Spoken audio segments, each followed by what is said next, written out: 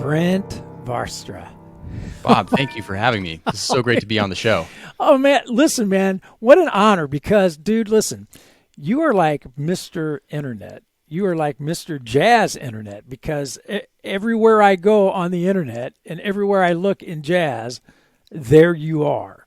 And it's amazing, man. You have done a phenomenal job with learning jazz standards, which we'll get to later for sure. Sure. But it's such a thrill and honor to have you on Jazz Piano Skills. And I know as a guitarist, right? People are probably wondering, as a jazz guitarist, what the heck are you doing on Jazz Piano Skills? But as you know, when we're talking about jazz and jazz studies and improvisation, right? It crosses over all instruments. So yes, so I thought it would be great. 100%. Like Learn Jazz Standards, like we basically serve all instruments except for drums. So I totally I agree with that. Yes. Right. So what I want to do, man, before we get to the business side and before we start talking about jazz education and improvisation, all that good stuff, man, I want you to take some time right now and share your story because I know so many people are very much aware of you and the great things that you're doing in jazz education. But I want you to start from the beginning, talk a little bit about your childhood, your family, your upbringing, how you got into music, and how you got to where you are today. So I'm going to turn the microphone over to you, my friend, and tell us your story. I have no idea how I really got into music, honestly. And the reason it's a funny thing to say because a lot of musicians I know, their parents were listening a lot to music and it was in the house. And it's not that my parents didn't listen to music. It's just that they didn't listen to music a lot or expose me to it a lot.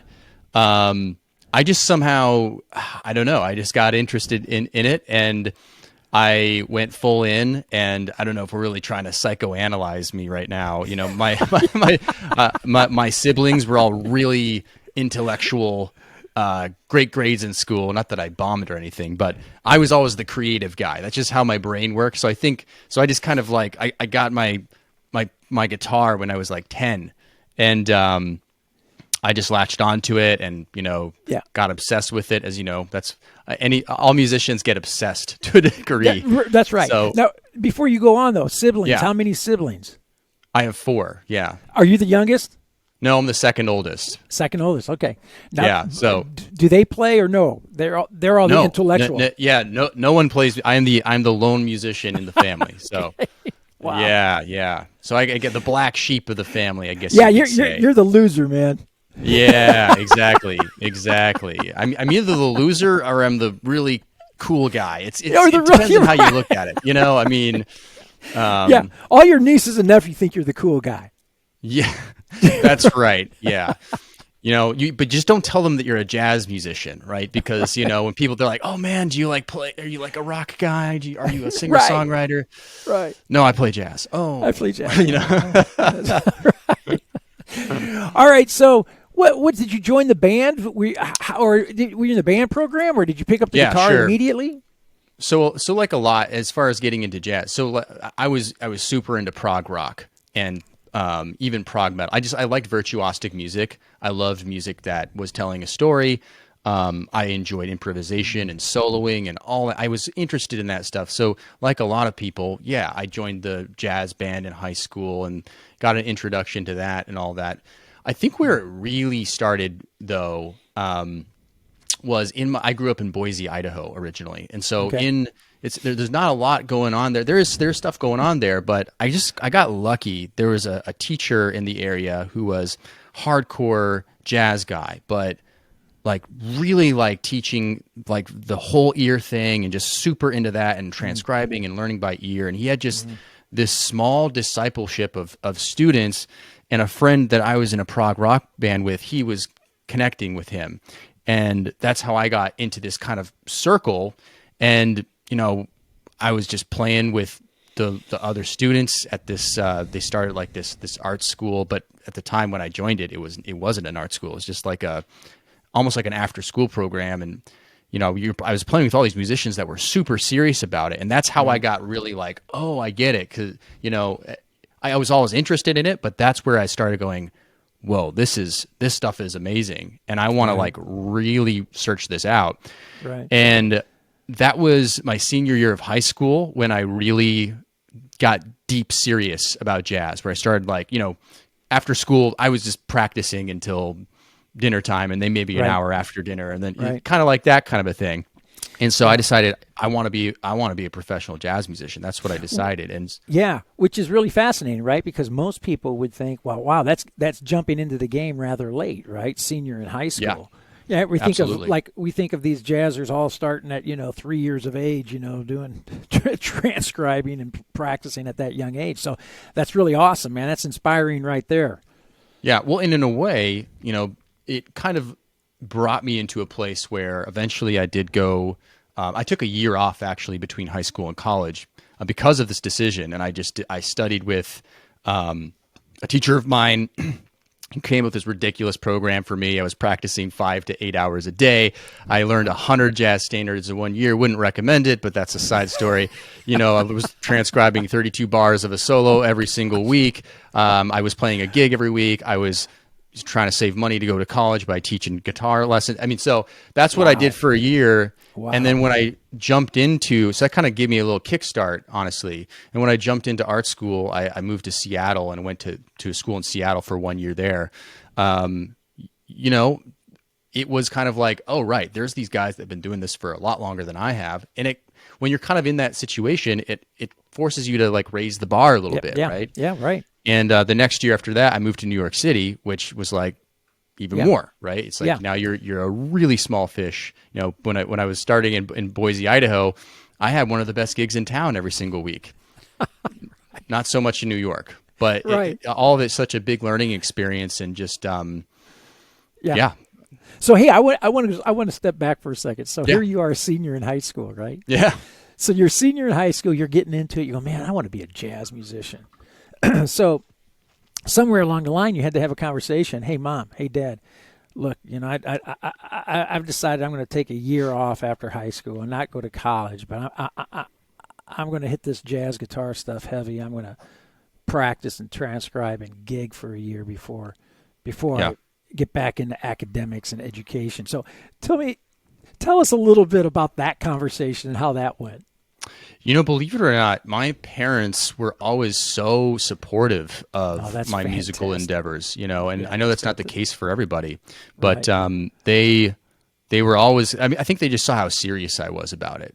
And so they were just like, well, I mean, it's not like I was, slacking off and not really, I was practicing, I was serious, I was trying to take lessons from people. It was all, I think they saw all of that. So I think definitely the whole gap year thing between high school and college, that was a bit of a conversation, and literally they met with my teacher and was like, well, is this a good idea? Should he be doing this? Stuff like that. Yeah. And my teacher said, yeah, let's do this. And, there was other like logistical reasons and, stuff involved as well, but it wasn't, they've always been supportive of it. So that's fantastic. It wasn't like a tough conversation or anything like that. Yeah.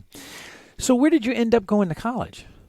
So I mentioned in Seattle, I went to Cornish College of the Arts for a year, which is a great arts college over there. Okay. And then I moved to New York and I studied at the City College of New York in Harlem, which, good jazz program there. I mean, at the time when I joined, John Patitucci was the artist in residence there. And then you kind of had your pick of who you wanted to study with in the city. So, it was great. And then, just being able to, of course, there's all the other really good programs out there, like the New School for Jazz and Contemporary Music and Manhattan School of Music, and NYU has a good program. And so, you were just also playing with all those people too. Like you're jamming with those people too. And like, so it was kind of all there. It was almost like the college was great and I learned a lot there, but honestly, the city and the scene, to me, that was the real education. That was, and sometimes it was a harsh education and other times it was rewarding it. Right. So it's kind of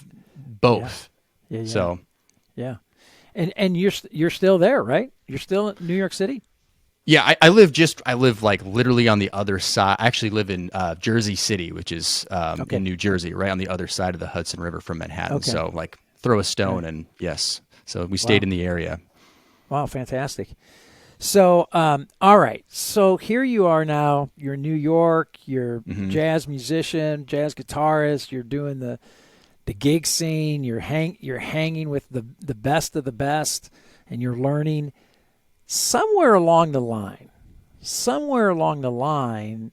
you gained a interest in education, Hmm. music education, jazz education.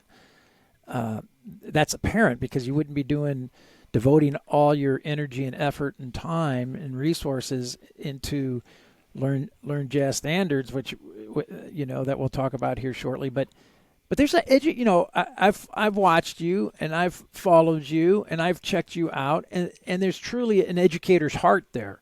And so how did that come about? Because that doesn't happen for all musicians. Right. That's really true. I mean, you've heard the thing before where it's like, you could be the best musician in the whole world, but Right. you could be an awful teacher, right? And so Mm-hmm. it started obviously like, even in high school, I was there. There was a moment in high school where I was like a dishwasher at one point. I was worked at a coffee shop at one point. I did Right. landscaping, high school jobs. Right. And then I had such a bad experience at a couple of those jobs, so bad I just hated it. And I made a pact with myself that I would never do anything else from that point on other than music to make money. Wow. And I've stuck with it to that day. And Wow. so teaching is one is I would As a say if spoke. you're going to be a professional musician, Yeah. it's almost essential. I mean, Mm-hmm. even some of the best jazz musicians in the world, like I would get to study with them in New York when they were back home Right. from touring. Right. They're still Right. doing it too. So I was teaching lessons back then, and just understanding the nuances of teaching, right? Like obviously, probably being not a good teacher when I first started, Right. to getting better and better and better. But honestly, it really was when I started creating content, and I'm talking about. I wrote 2 books for Hal Leonard. I've self-published a bunch of my own books.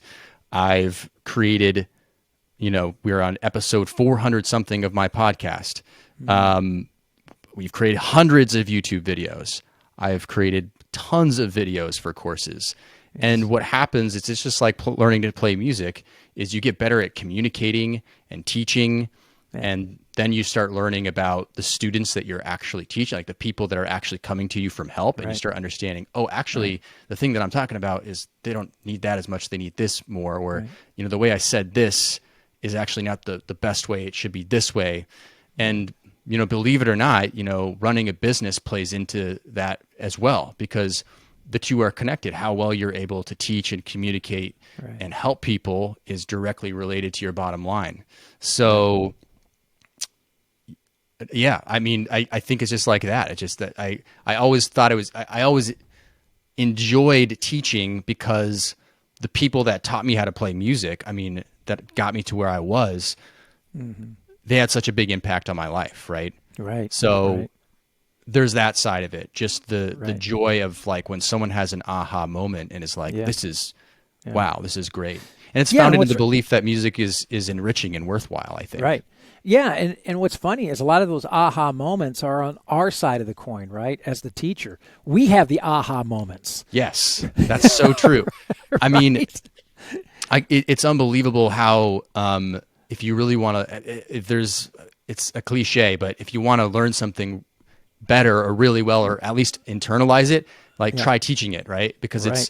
it's almost Right. like once you're able to do that, it's like, oh, I get it better. I Right. remember I wrote a book for Hal Leonard. They wanted me to write. It was a guitar book, for anyways, mapping out your fretboard and all this stuff. Okay. And just going through and creating this book, I was like, oh my gosh, I know how to play my guitar so much better now, just by doing it. So There's no question about it. It's so rewarding from as a teacher. You have to have conviction, right? You develop yes, these convictions about how to approach the instrument, how to approach the genre, how to approach improvisation. So these convictions start to evolve and develop, and that has a profound impact on your playing, obviously. Right? Yeah, 100%. And they work hand in hand together. Right. And yeah, like I said too, like there's the business side of it too, which strangely enough plays into all that as well. Yeah. Because you start learning things and it influences your teaching and it influences the way you play and all that. Well, let's talk a little bit about the business side, because the other thing that's very impressive about you and is that you're an entrepreneur, right? You're in music and you're an entrepreneur. There's this business side of you. Yes. So let's talk about how did that come about, because that's a benefit that a lot of folks do not possess and do not have in our music profession. So talk a little bit about your entrepreneurship and how that came about. I'm glad you say that. I often talk with people and I'm like, why is it that when I went to music school, there was not one class about any of that stuff? And it's a shame, isn't it? Which is really interesting, right? Because it's the idea of going to school for something is to make a profession out of it, right? And so part of that is getting good at your craft. Absolutely, that's a huge part of it. But honestly, if you ask me, it's 50% of it, right? 50% being able to do it. Other 50% is how do you actually monetize this? And then that's the whole rabbit hole of start marketing and sales and networking, whatever, there's a million different things involved in that. I think it comes back down to, when I got when I was in high school, when I was in college, when I was going to school, when I was out of school, I was trying to make a living off of music. Like I said, I'm never going to make money any other way other than music. And I stuck with it. So that meant that I was having to hustle gigs. That meant I was making phone calls. That means I was networking. That means that I was like, hold on a second, this revenue stream of playing gigs is super unreliable and I'm going to have a stomach ulcer. So we need to add some teaching in there, right? So we got to get that. This student dropped out. Now I don't have as much money this month as I thought I was going to have. So it's all these things. You start finding problems with your business model. And so really when it came to starting to bring things online and, building out the blog, building out a podcast and starting to add products and all that stuff, it's a revenue stream, right? And at first I didn't know anything. I remember, the guy who developed a very early version of our website, he put this box at the top that just said, sign up for our newsletter, which by the way, then almost no one will do that today. If you just put a box that says sign up for my newsletter, I didn't even know that it was connected to anything. So one day I looked in our email service provider and I was like, well, what? I wonder if anybody actually signs up for this thing. Well, there's 1,000 people so I started not knowing anything. I didn't know anything about what to do about marketing and business. And suddenly you start getting interested in it. And so I started just like I did with jazz, started reading marketing books, started going to conferences, started to pay for business coaching, all that stuff because, that's just as important. And so then you start getting a passion for that as well. And so I think it's a beautiful thing when you can, do all this stuff, but still have it tied to, I feel fortunate, still have it tied to that original passion that I had, which was playing music and teaching and teaching music. So quite a blessing, right? To be able to, very much so. As I tell folks all the time, folks will ask me, Bob, are you going to retire? And I said, man, I've been retired for 35 years, man. Because I've been so fortunate that my work is my play and my play is my work. And for us to be able to say that is an incredible blessing, no doubt. I agree. Yeah. I agree with that.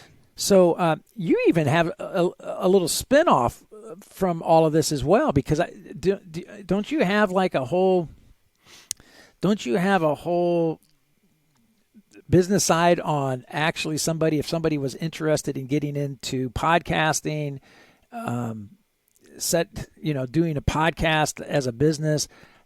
Am I losing it, or I thought I saw somewhere where you're not losing it. I think it was in 2019 or 2020. I did something like that for a year. It was called Passive Income Musician, and that was just kind of like I wanted an outlet for like sharing this stuff with other people.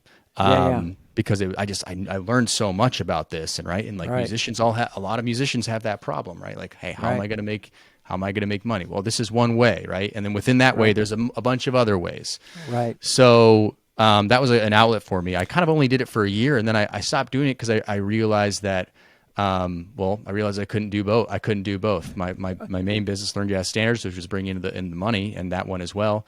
And ultimately, I felt like I said what I wanted to say, right? I've got to follow where the passion is going. So, but you're right. I did do that for a little bit. Yeah. Well, I thought it was a great idea. Yeah. I thought it was fascinating. But you're right. There's only so many hours in a day. That's true. Right.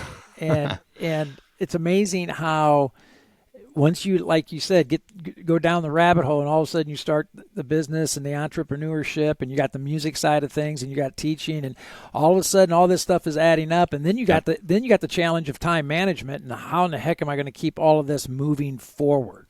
Yes, exactly. Yeah.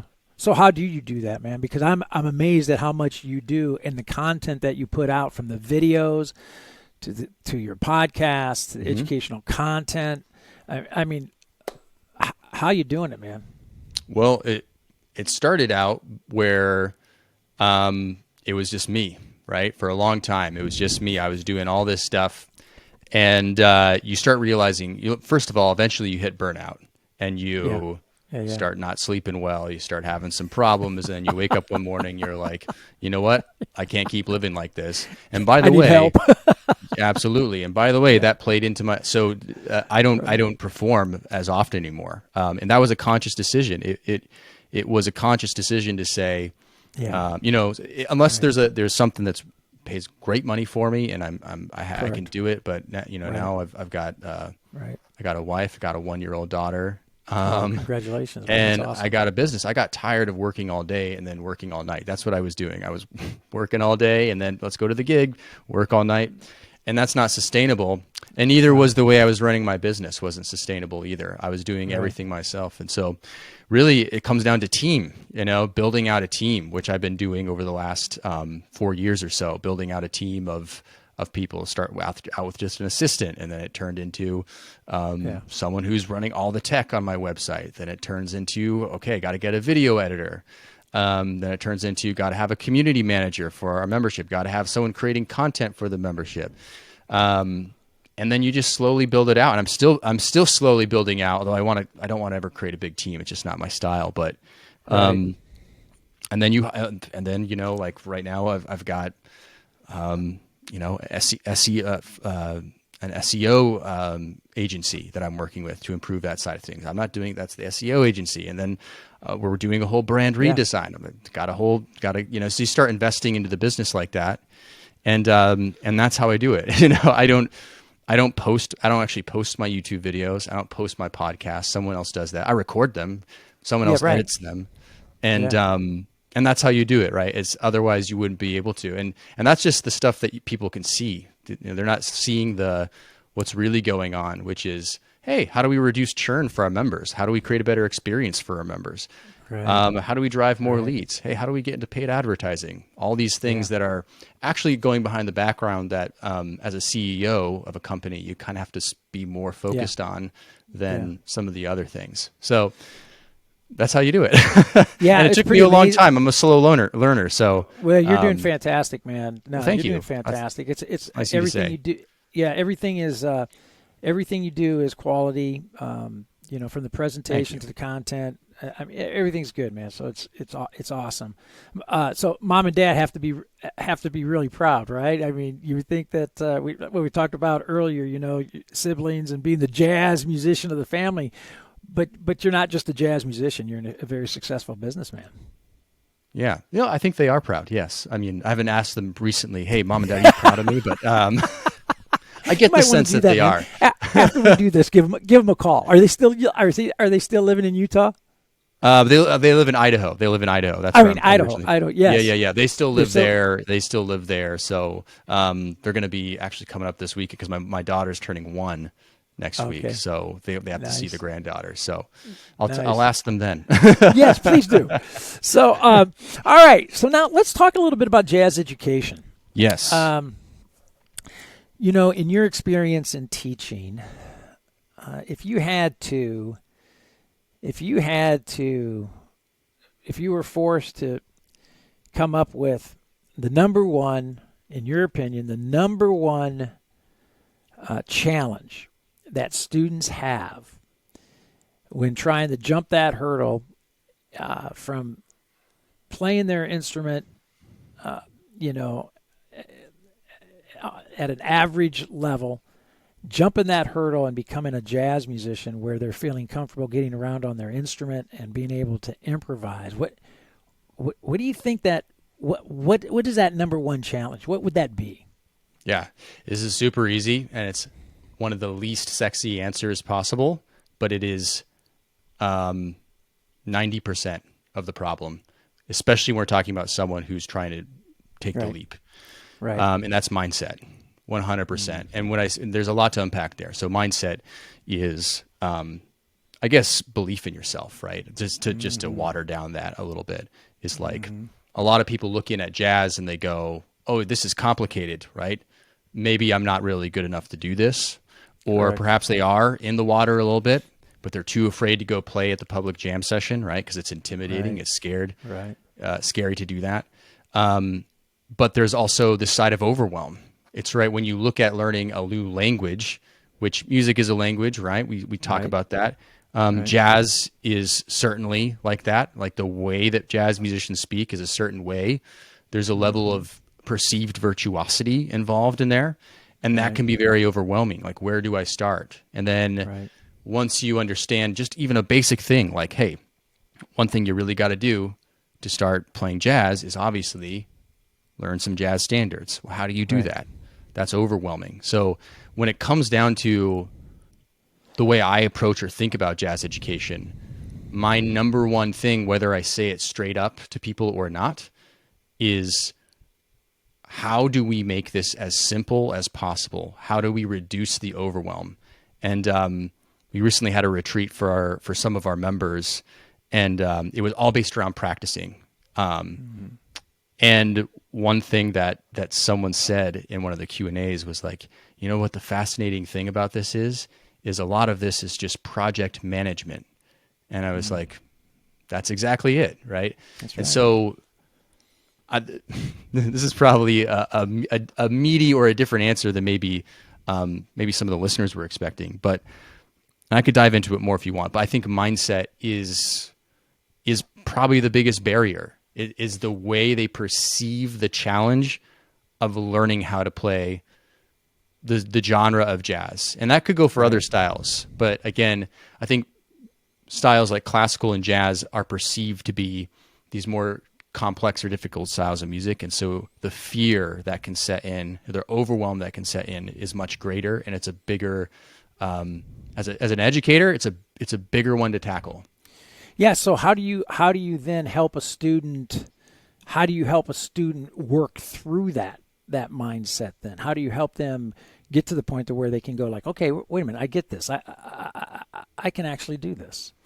The most important thing is just to give them a quick win, right? And I'm not saying that in like a business or marketing term. I'm saying that in a teaching term, which is how can I just give them a tiny taste of victory so that once they get that tiny taste, I give them another one and then another one and then another one. And then they look, suddenly they're climbing this mountain for, let's just use those terms. And they look down and they're like, oh my God, I didn't realize I got that high. You know, Right. and that's, to me, it's really comes down to psychology. Like when we're really trying to teach someone anything, especially if it's an overwhelming task, is how do we give them these tiny little things, right? Like give them the big picture vision, give them all this stuff, right? But how do we just feed something that's attainable for someone so that they can keep making incremental progress?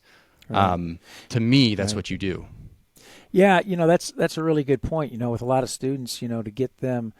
I remember I had a teacher when I was starting out, when I was 14 years old and wanting to improvise, and right away he gave me two notes to improvise on. He goes, "We're going to improvise on C major. You have the notes C and E to mess around with." Right. And right away, like what you're talking about, right away, that was mind-blowing to me because I was thinking of improvisation in my mind at that age. I was thinking of improvisation like this, right? The hand moving up and down the piano keyboard with rapid speed and virtuosity, right? Right. So when he said two notes, C and E, and here's the groove, and I want you to do something with those two notes. It was mind-blowing because I never even thought about improvising with two notes. I thought I was going to need a lot more notes than two notes. Right. And of course, his response was, "Well, can you improvise with two? Can you improvise with two notes?" And I said, I can remember saying, "Well, not very well." And he said, "Well, do you think adding a third or fourth or fifth or sixth is going to make it easier?" Right. And I was like, "No." And he goes, "Okay, so then let's play." Right? And so what you're talking about, that was a quick win for me because all of a sudden I was improvising with two notes and I realized, well, wait a minute, I'm actually improvising. Right. I'm actually doing something here. I'm actually utilizing some rhythmic ideas, going back and forth with these two notes. I'm playing in time. I'm playing it with a great feel and a great groove. I can't believe it. I'm actually improvising. So that's what you're talking about, right? Keeping things really kind of simple at first and not becoming overwhelmed with all the perceptions that we have about jazz and jazz improvisation. Absolutely. So, and certainly we're talking on on a beginner's level, but this can go for intermediate players as well. Like, so for example, our entire philosophy, and it's something that we're really doubling down on, especially this year, is we believe that one of the most high leverage activities that you can do to become better at a jazz musician over time is learn one jazz standard a month. And why do we believe that? Well, first of all, 1 month is a good amount of time to learn something, enough space to learn something. We also believe that because a big problem people have is, a question I get all the time is, how do I know when to move on to the next thing? The answer is, once the time's up, you move on to the next thing and you learn the next lessons that are available to you. Right. And of course, jazz standards, because the jazz standards, one of my favorite musicians, Peter Bernstein, once told me the jazz standards will teach you how to play. All the harmonic secrets are in there. All the challenges are in there. Now, obviously, how do we practice them? How do we attack them? That's another side of it too, right? Right. But that's more simple, right? It's like, okay, we just have one project. And once you complete that project, the reward centers of your brain start firing, right? And then you continue that process. But then how do you actually learn a jazz standard? We have to batch everything. And so that also goes to what I'm saying with the little wins building up to each other. Like, we have to look at a project like learning a jazz standard or learning a solo by ear or whatever you want to be doing. And you have to break it up into smaller pieces to understand how to do that. And if you're able to do that and set that up for yourself, or you're able to get frameworks for doing that, and in a way where you're not practicing any more time than you actually have to practice today, because if we try to practice more than the time we have, we're going to feel like we're failing. We're going to get demotivated, and demotivation is the number one killer of long-term musical progress. Right. So when we have those frameworks in place, to me, this is how we can succeed for longer terms. Like, we start with the quick wins. We start with the small things that we can do to grow at any level, right? Even if you're an advanced player, right? We still need to be doing this for ourselves. And then we build it from there and we continue on with that. So if I'm a beginner and I'm, and I'm in your program and we're going to learn a jazz standard a month, when you say, a question I would ask you is, Brent, when you say learn, what does that mean exactly? Learn. What constitutes me learning a standard? Yeah, you learn the melody. Okay. You learn what the chords are. That's the basic right there. That's the complete basic. The cherry on top is you figured out, at least, again, if we're a complete beginner, you've figured out at least one thing that you could possibly do to start improvising over that. And all that could really mean is that you figured out how to play the melody slightly differently, right? Yeah, right. So here's the melody. Right. The melody That's is actually That's the most important musical context that we have in any song, Right. certainly a jazz standard. I mean, what's the difference between one blues to the next? Yeah. Well, sometimes a blues, they have slightly different chord changes to them, Right. but for the most part, it's 1-4-5 or Right. 1-6-2-5-1, something like Right. that. Right. and it's the melody that defines the song.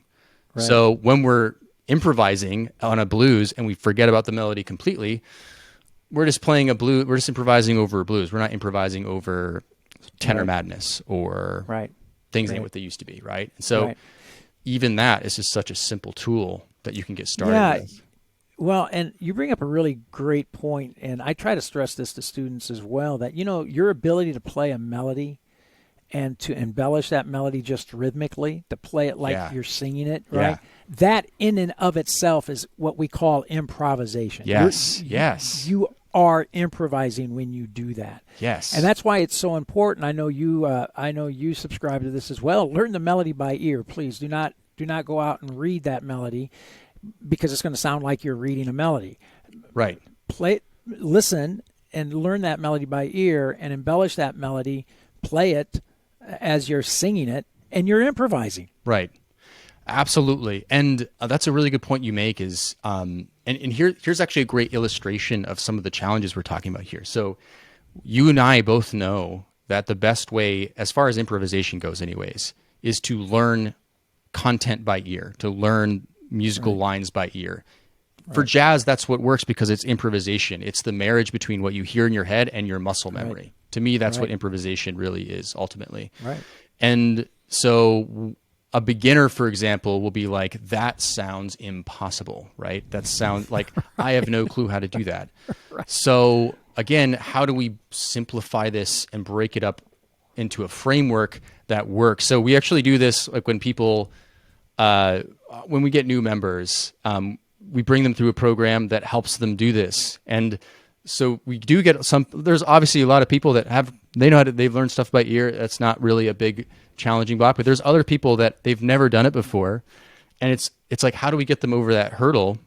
And once they do get over that hurdle, it's like, oh my gosh, I learned something by ear for the first time. So if you don't mind, I'll just share what the framework is here on the podcast, just to, if anybody will find it helpful. So if we're trying to learn stuff by ear, and by the way, this is just for beginners. This is for advanced players. If you really do it if you do it this way, like it's just, you're going to get it so much more. So it's called my L.I.S.T process for learning jazz standards, or technically jazz solos by ear. So learning melodies by ear, for example. So the L stands for listen. And so listening, I mean, I can't tell you how many times I've seen musicians, like someone tells them to learn a jazz standard and they almost just go straight to learning it and they barely actually know it. And that's such a huge mistake. So in the listen phase, we have resources like YouTube and Spotify out there. I'd go into Spotify, for example, and I'll create, you type in the name, It Could Happen to You. Suddenly you have they did not have this. This is new, right? Right. And so you have a list of like 50, 100 versions of It Could Happen to You, and you start making a playlist. And during this phase, I like to call it passive listening. So it's kind of just like, I want to learn It Could Happen to You. Okay, I'm doing the dishes. It could happen to you. Having friends over. It Could Happen to You is going on. They might look at you funny if it's the same song over and over again, but let's put that aside. You're driving in the car. You're going on a run. Whatever happens to be. It's now in your environment. That's the purpose of it. And so you're getting familiar with it, even on a subconscious level. And the next step is I, which stands for internalize. And so internalizing is like, a lot of times when we think about practicing, we're thinking we better have our instrument in our hand and we better be working on an exercise or looking at some music.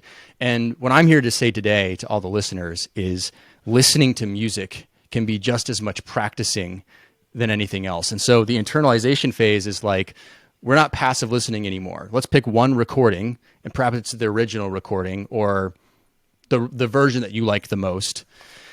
And you're sitting there like I'm doing in my seat right here, and I got my speakers on, and it's like, I have 30 minutes to practice today. All right, cool.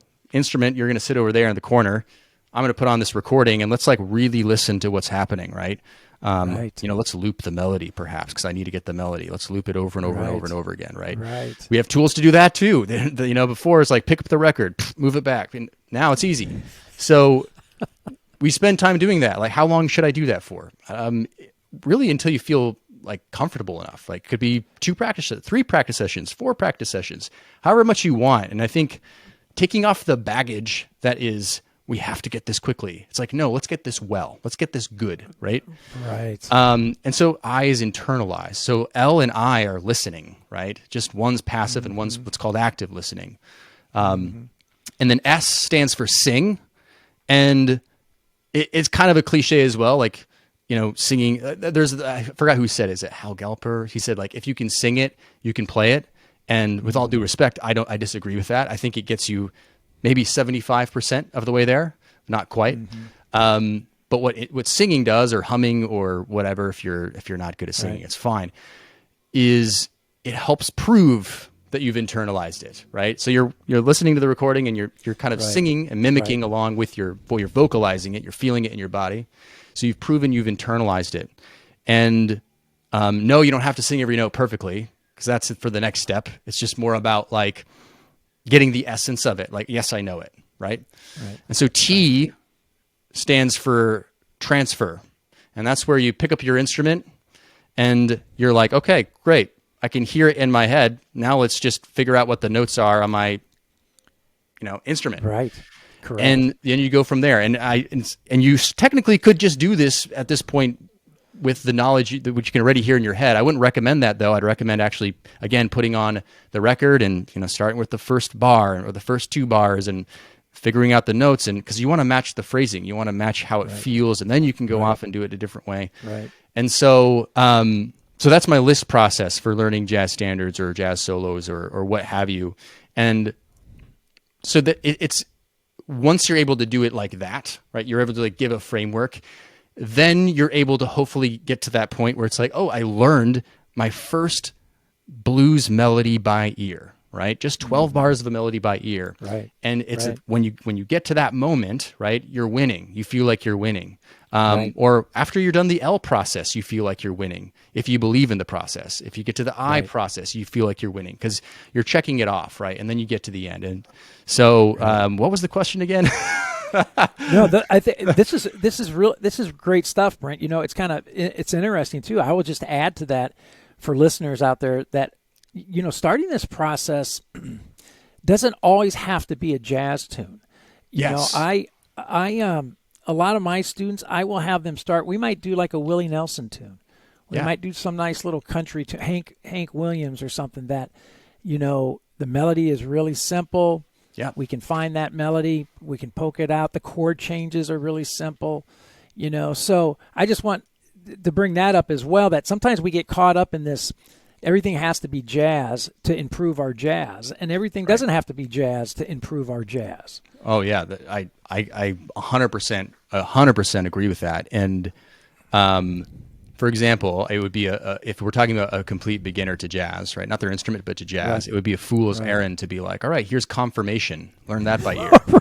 It's like, that's just setting that person up for failure, right? So. Right. Or even just some jazz standards are not the easiest things in the world to play, a lot of changes going by. And, oh yeah. And, so a lot of times I encourage people, hey, there's nothing wrong with poking out happy birthday, man. Yeah, absolutely. There's nothing wrong with poking out happy birthday. There's also nothing wrong with that, because every time that was called on a gig, surprisingly, I would still screw it up. So like, right, you're going, wait a minute, happy birthday. I was like, all right, I guess that's part of my job. I like if someone wants me to play happy birthday, I'm supposed to do that, so.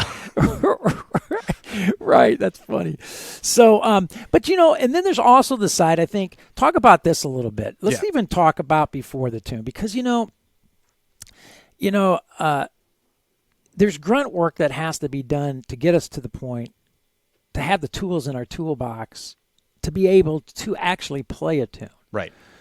So what words of encouragement, how would you instruct folks to approach the grunt work? Learning chord structures on the instrument, whether it's piano or guitar or saxophone for that matter, or learning scales, arpeggios, some of this grunt work that we have to have under our hands in order for us to play tunes. I mean, I mentioned up front that the biggest barrier to jazz, but really just playing your instrument, is mindset. And so, and by the way, this is very personal to me. This philosophy is personal to me because, unfortunately, I think I spent way too much of my musical life, upset that I wasn't better than I was than I was at the point. I wanted to always be better. Right. I was never really happy with where I was musically. Right. And that was destructive, right? It was both destructive to my happiness as a musician. Right. It was destructive Right. to my progress, right? And so when we're thinking about doing anything with music, I mean, really anything in life, but we're talking about music here. We have to reframe the narrative of why we're doing this. And the vast majority of people that probably come to you and probably come to me are, for lack of a better term, hobbyists, right? They're doing this for fun. They're genuinely interested in playing their instrument, playing piano, or and playing jazz, right? And so, you know, as soon as it stops becoming fun, then we have a problem, right? Mm-hmm. And so part of it is like, yes, we need to do this grunt work. And so the way we look at it isn't like we have to do this grunt work. It's like, how do we practice over time, reframing the way we think about doing these things to where it's more of a spirit of curiosity and a spirit of fun, and not like, I have to get through this, right? Yeah. And then the second side of that too, for me, is like, well, how do we balance the approach there? Right? We talk about the quick wins, right? How do we go like, okay, let me give you a great example of how horrible of a teacher I was when I first started. Maybe not horrible, but I remember one of the first students I ever had, and I unfortunately did that, and this was in high school. I think I taught like this for years afterwards because I just couldn't learn. And that was a student would come and they would, you know, don't know how to play their guitar. They're a kid and they don't practice very much, and their parents are wasting their money, right? All these things. And so they're not able to play the D chord and the G chord, even though we learned it, and, you know, they were sent off to practice. Okay. So then that next lesson, I'd be like, well, sorry, because you didn't get that, we're going to keep working on that and come back next week. And then the next week they still didn't have it. And the next week they still didn't have it. And then the next week after that, oh, they actually kind of had it. And now all of a sudden, all we're doing is programming this person to hate playing music. And so how do you balance that? How do you go like, all right, we do need to learn these chords. We do need to learn these arpeggios. We do need to learn how to navigate our instrument better, right? Right. How do we break this up into things that are the reason why you wanted to study music in the first place? Right. And I think a great approach to that, again, is learning songs, right? Like being like, what tiny tool do you have? Let me show you how you can play a song, right? And again, that triggers the reward centers of your brain, right? Yeah. How can you use an arpeggio actually in a musical context, right? Not just how do you learn all your arpeggios in all 12 keys? Great thing to do. I did it and I highly recommend it. But, you know, it's how does that even fit in to improvisation or a musical context that you're trying to accomplish? Right. Well, and it's also, even with the, you know, first of all, grunt work is music. People have to realize that. I always want students to know that when you're playing a scale, play that scale musically. Right. It's musical. Yes. An arpeggio is musical. Melodies are made up of scales and arpeggios, for heaven's sake. So this is music that you're playing. I think the other thing that's really important that you touched upon with your inner circle with learning a tune a month, and then at the end of that month you move on. Right. Well, I tried to stress to students, there always has to be forward motion, forward movement. So, you know, I tell the story of a gentleman I still teach. He's an engineer, and he came in, and his name actually happens to be Bob as well. And he says to me, he goes, Bob, I got a game plan. I said, what's the game plan? He says, I am going to stay in the key of C until I have the key of C perfect. Then I'm going to move on to F. And I said, that's a horrible game plan. And he said, why is that? I said, because Bob, you're going to be in the key of C forever. Yeah. You have to be moving, man. I say it all the time. If you want C to get better, practice in F. If you want F to get better, practice in B flat. If you want B flat to be better, practice in E flat. Yeah. In other words, there has to be this forward motion. So whether you're learning a tune, like what you're saying, or whether you're doing grunt work, you can't let grass grow under your feet. You got to constantly be moving, because you're going to be dealing with the same elements. When you go to the next tune, you're going to be dealing with the same elements. When you go to the next scales and arpeggios, you're going to be dealing with the same elements. Would you not agree? This forward motion, 100%, being motivating. Yeah, and that goes back to the whole jazz standard philosophy I have is you know, one jazz standard has a 251. You know what the chances are that the next one also has a 251? Not 100%, but it's pretty likely that it's going to have, right? So, and by the way, that could be a 251 in E flat versus a 251 in B flat. Well, they're just different contexts is all they are. It doesn't mean there aren't challenges to playing them. And also, depending on what instrument you play, there are different challenges, and some keys are easier than others. But if it's, I really just like the get messy, get your feet dirty, get in the water, right? Just get in the water and keep swimming. And with each project that you set up for yourself, whatever it happens to be, even if it's not perfect, even if you didn't master it, because you won't, then you will have improved just a little bit, right? You will have leveled up just a little bit. So, Bob, I couldn't agree more. Forward motion is so important. Because going back to what I said but earlier, I believe that losing motivation is the #1 killer of long-term progress. I see it all the time. I see people are like, I'm coming back to learn jazz again after this time. Okay. Why did you quit in the first place? And again, it also goes back to mindset. It's because you're not able to see music as a journey, right? You're only able to see it as a series of failures. And once you do that, you're setting yourself up for failure. Because like you said, the grunt work is the music, and the music is the grunt work. And that's exactly right. You got to make it fun. So you absolutely right. And with that mindset, like what you're talking about, it does remain that, even for folks like you and me that have been doing it our entire life, right? So oftentimes students will say to me, "Golly, are you have to be bored hearing this tune again, or you have to be bored hearing these scales again, or these arpeggios again." And I crack up laughing. I go, "What are you talking about? I do this every day, all day. Are you kidding me? I don't get tired of it at all." Right. Because once you start to understand the possibilities, and once you're able to, and the thing is, it's like, I don't mean to use like a drug reference here, but it's kind of like a bit of like a drug. So it's what happens is everybody, most of the gigs, no, that's not true. A lot of gigs I've played aren't like high, big musical moments where I'm like, wow, that was incredible. But every once in a while, the stars align, and it's like all the guys in the band were just, it worked.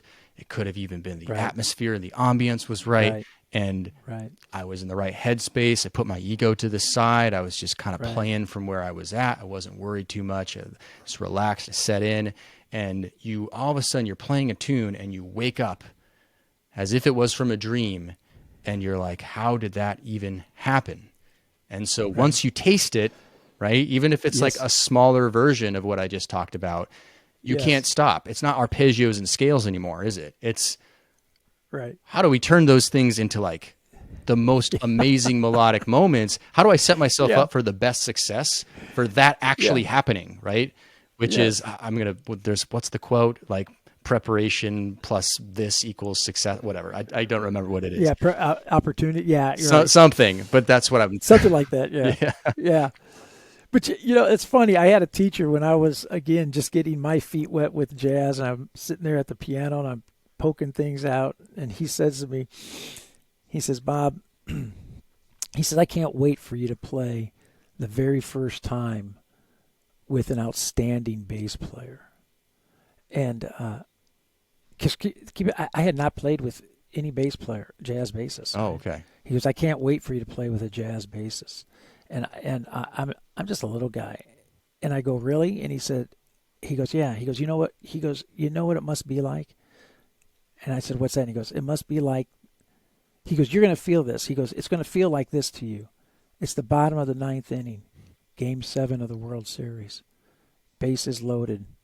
You're down by 3. You're up. Right. And you go yard." Yep. And he goes, "That's what it's going to feel like." What a motivation. Base is loaded, no pun intended. Yeah, right. And guess what, man? It did. And that's what you're talking about. These little, these successes that come along the way in your journey. Yeah. Well, and like I said, like the first time that someone learns like the thing by ear, it's like when they reach out to me and they're like, "Oh my God," it's like it's so, to me it's not a big deal, right? It's just not at this point. Right. But To them, this is like huge, right? And it's like, oh my, I believe now. I believe in this. Like, let's do this. Like, let's keep going. Like, this is awesome. And so, you know, that's what it is. It's that if you can keep motivated and just understand that it's the way you're thinking about it. And no, you can't just change the way you think about it. It has to be practiced, right? But also you have to be set up for success, because too often people haven't been set up for success. They're like the student that I taught early on, who I kept forcing him to play the G and C chord until he got it right. And, you know, and so sometimes and often you're set up for, I'll even say this too, YouTube will set you up for failure oftentimes. It's a big statement. And I'm raising my hand saying, I create content on YouTube. I create jazz education content on YouTube. We have a podcast, you have a podcast, I have a podcast, create tons of content, and it's all good stuff. But what can happen is you start getting lost in information. And it's not just jazz, it's everything, right? You get way too lost in information, and you can't make any meaningful progress. You can't decipher what's up and what's down, what's left and what's right. And then you feel overwhelmed, then you lose motivation, you don't make forward progress, and it's done. So it's like you have to know what tools to use at the right time, and you have to know what teacher you need at the right time, I think. Yeah, you're absolutely 100% correct. YouTube can have you heading in about 1,000 different directions simultaneously, and it can get very overwhelming very, very, very quickly. Heck, it was overwhelming. I remember it being overwhelming long before the internet, when I was trying to find books and materials just on my own to study and learn. It was overwhelming then. Now it's like overwhelming on steroids. It's unbelievable. Exactly. It's an assault. And so 100% are these things great things? 100, yes, of course they are. They're good. There's lots of, I mean, you can find the answer to how to play your shell voicings on the piano. You can find the answer. It's there on YouTube. You'll find it. Yes. Could be you, could be somebody else, right? Yes. And it's there. It's not hard. And that's a good thing. And you can keep doing that for a while, but eventually you need some guidance. You need some help. Or forget about that. Maybe you don't need help at all. Maybe you just, again, you need to become your own project manager and figure out what it needs. I mean, so one big thing that we really started talking about a lot this year is auditing your playing. So doing self-audits. So, for example, a jazz audit would look like this. First of all, we believe in recording ourselves a lot. And the reason we believe in that is because, A, we're documenting our progress, but the secondary effect of it is a lot of people are afraid to play with other people. And what this kind of does is it simulates a performance environment. Because if you've ever recorded yourself, you feel like a spot, even though it's just you in your room, you feel like there's a spotlight on you and you get clammy and you're like, no one's watching me play. It's just me, and no one's even have to listen to this. I could delete this. You're still nervous and freaking out. Right. And you're simulating that environment. So you're working on that side, but you're also documenting your progress. So once you record your solo, right. And anybody can do this, right? You can be your own teacher. Once you record your solo, first of all, only take one take. So an optimal recording environment is you only do one take of the solo, because you're not interested in trying to impress yourself. You're just interested in hearing where you're at right now, and you're practicing accepting that, right? And you're acting as if no one is there, right? Like you're acting as if it's just you, we're just experimenting, all these things. So you just take one take. And so after you recorded yourself, you listen to the recording, and the first time you listen to it, you ask yourself the question, what did I love? And what did I love it's an emotional question, by the way. It's not an analytical question. It's an emotional question. What parts, when you were listening back, were you like, there's some hope, or, oh, I kind of like that. And it could have just been one note. It could have just been one phrase. It could have been preceded by a part you hated, right? But it's there, right? It's there. And so, not everybody likes writing things down. I think this is a good idea. Write down exactly what happened and be specific.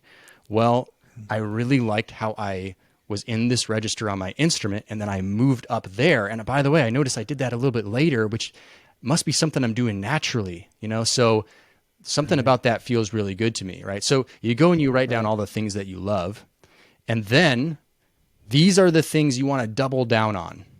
you want to double down on it. So it's like wine. It's in the barrel, right? But now it needs some time to age, right? That's right. It needs time to age. And so these are the things that more important than working on your weaknesses, honestly, is double down on the things that you're actually already good at, because these are more likely to occur naturally to you for things to pop out. And most importantly, it's the things you feel inside are great about your playing already. Right. And you just need to improve it or get it even better, or think about doing it more, or even just bringing it to your consciousness, which is part of this exercise, by the way, is just awareness, right?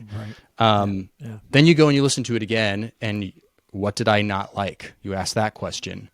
And again, it's an emotional question, because not that I do not promote at all feeling badly about your playing. I think that's mostly detrimental, but you still have to be honest and say, something didn't feel very good about what I just did, that part, right? And you go through and that's right. You write what all them down. You get very specific. I didn't outline the 5 chord going into the 1 chord. And so it sounded amateur because it didn't sound like the great jazz musicians do. It just didn't sound like I was playing the chord. Okay, get very specific. Oh, by the way, it was at this particular chord because I heard myself doing it right on this other chord. So what it is about that section. So you get really specific about what it is you're actually doing, right? Instead of just soloing, going onto YouTube, put up a backing track and just bzz, bzz, bzz, bzz, bzz, bzz. Okay. 1 year later, I'm like 1% better, right? We're trying to if that. We're trying to get ourselves we're trying to get ourselves 10% better every single month, right? That's more what we were trying to do, right? Yeah. So once you do that, again, there's the overwhelm part where it's well, you may have written down a lot of things. So which ones do I double down on, and which ones do I work on that I didn't like about my solo, right? So you pick one of each, and you're like, hey, check this out. I'm learning a jazz standard, right? Because that's a high leverage activity. But there's this thing I'm really good at. So how can what's something that one strategy I can implement on this one thing, and we'll apply it to the jazz standard because that has context to it. And we'll work on that. And then what's the one thing that I'm just if I could just get that one thing just a little bit better, my rhythmic plan, my time is off or something, right? One strategy.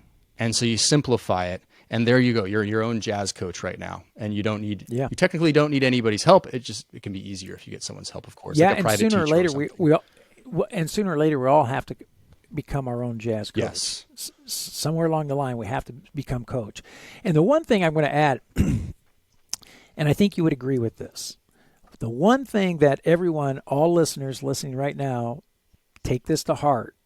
The one thing that you cannot write down that you do not like, the one thing that you cannot write down is that, I play the same thing or the same idea over and over again. Mm-hmm. That is not a not like. Right. Because I hear that all the time from students, and I always respond, well, so did Oscar Peterson. Right. So did Joe Pass. Yep. And I can go down the list. This is why you can drop a needle on an album and say, oh, that's Oscar Peterson. Why? Because you're hearing the same things, right? He has a language. He has a vocabulary that he uses. So one of the things I try to stress to students, when you're repeating an idea that is coming to you again and again, that's part of your vocabulary. Yes. Refine it, hone it, love Double it. down on it. Use it. Double down on it. Double down on it. Right. This is not, a lot of times people make this mistake of thinking jazz improvisation has to be 100% spontaneous, 100% new every time I play. Right. And that's a myth. It is a myth. And I think I mentioned earlier in the show, just saying that my definition of improvisation is it's where what you're hearing in your head and muscle memory meet, right? It's where those things meet together. And so naturally when you're playing, and I'm using my guitar, but whatever, piano, sax, trumpet, whatever. Right. So naturally, whenever you're learning language and you're internalizing it, you are going to naturally start playing the same things. And to your point, all the great jazz musicians did that too. What sets them apart from that and who they are is the ability to evolve an idea, right? The ability to mature an idea, the ability to really honestly listen to their musical environment and respond to that environment, right? But are they playing something new every single time? no, it's that botched quote again, the preparation meets blah, blah, blah, blah. And that's what creates success. So we should, someone should look that up. We'll find it. We'll put it in the show notes. Yeah. So, no, all really good stuff, Brent, really good stuff. So, share with the listeners before we wrap it up today, what's in store for them. I know most people probably listening already know of Learn Jazz Standards, but if they don't know about Learn Jazz Standards, or even if they do, share with us a little bit what's on the docket for 2023, how they can get involved and take advantage of the great resources and information that you have available for them. Yeah, well, I mean, you're listening to a podcast right now. Our podcast is the LJS podcast, Learn Jazz Standards podcast. There's always great stuff there too. We come out with episodes every single week. You can head over there after you listen to one of Bob's episodes. And I mean, we have a lot. There's a ton of things going on, but I think just for the sake of the listeners, that's a good place to be. It's a good place. And of course, we have a YouTube channel too, if that's something they're interested in. Well, and I think you would, I know you would agree with this. I stress to students all the time, they should be taking advantage. There are several great jazz resources out there, sites like what you have and the material. No one teacher takes you from point A to point Z. Right. No one teacher. And so I endorse students getting their hands on great materials and great resources as much as they possibly can, because they're going to walk away with a great benefit. Yeah, a diversity of ideas with anything that you're trying to learn, honestly, is always a good idea. It's always a good idea to get different perspectives, especially because one might resonate with you a little bit more, or an element of that might resonate more. So it's absolutely. That's what I do in my life. I don't read just one business book. I read a bunch of them. I don't just get one coach. I get two coaches. So Right. Well, Brent, man, it's long overdue. Yeah. I had been wanting to reach out to you for a long time and meet you. I'm glad you did. And invite you on JazzPianoSkills, and I'm so glad I did. And I look forward to our continued friendship and getting to know you more. And I want to have you back on JazzPianoSkills again here soon. So I hope you will accept that invitation when. Yeah, we got to get you on. We got to get you on the Learn Jazz Standards podcast one of these days. We got to hook that up. Well, I would love to be a guest. So any time. So. So website again, Brent. What's the website address for Learn Jazz Learn Standards? Jazz Standards. LearnJazzStandards.com. Yeah.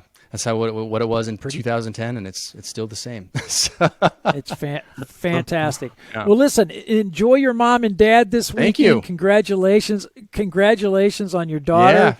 Yeah. Have you already started thinking about what instrument she's going to play, or?